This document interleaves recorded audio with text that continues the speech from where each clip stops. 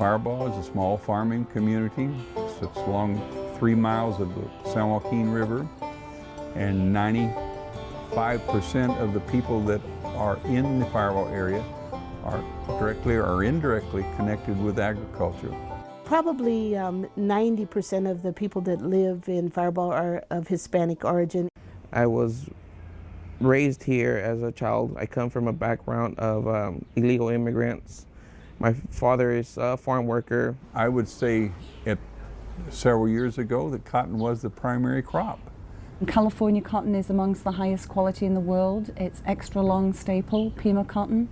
I was very shocked when I first moved to Firebaugh to learn about the amount of pesticides that have been used in the crops traditionally here and continue to be used. Firebaugh is a medically underserved area. Our closest hospital is in Madera.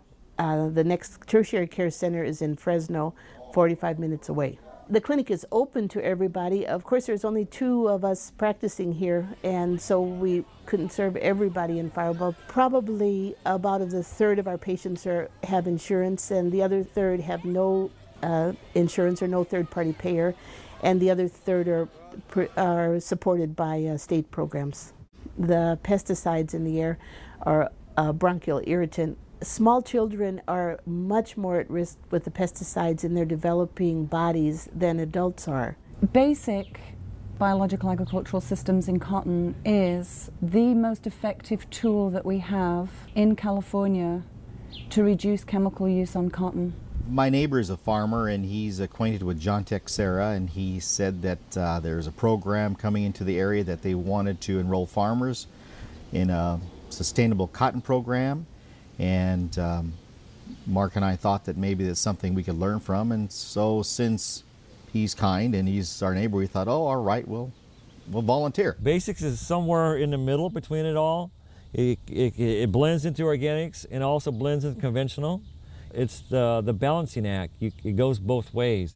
IPM, or Integrated Pest Management, is a utilization of all available management techniques to manage and grow the crop in a sustainable and environmentally friendly way as possible. While insecticides and pesticides may be required, these are used only when intensive sampling and decision-making has been conducted. A lygus bug is a really small bug that comes sometimes in great numbers into the cotton field early on, and it has piercing, sucking mouth parts that go into a very young, immature boll, and it sucks the fluids out of the boll and causes the boll to drop. One of the primary goals of the basic farmers are to use nature to grow their crop as much as possible. By monitoring their fields closely, they know when decisions for intervention are required. But they hope to avoid intervention by actually bringing in biological control organisms, such as insects that eat other insects. It's a bug versus bug world.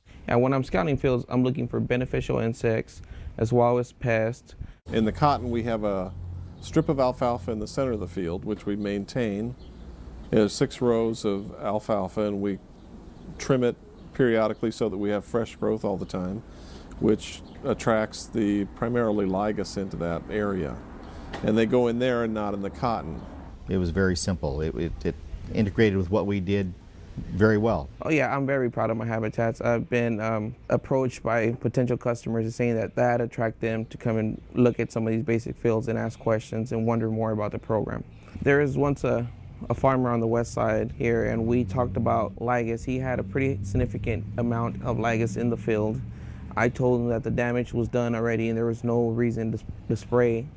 So he decided to go and spray half of the field and my half not. We yield exactly the same during harvest, and I believe I did the right recommendation.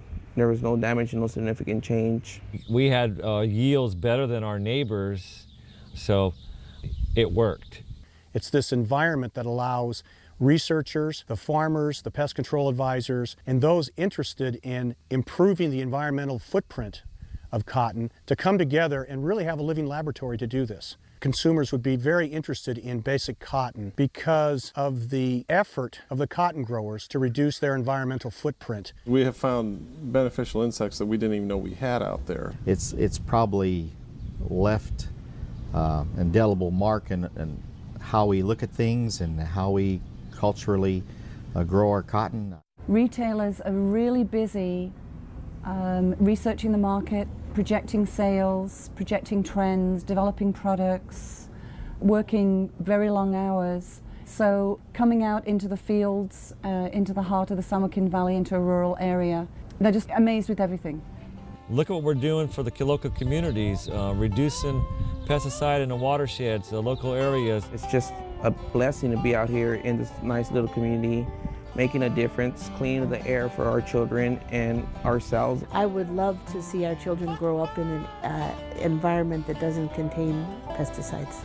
Hey, I have this, you need it, let's work this out. Let's make it work. It helps everyone.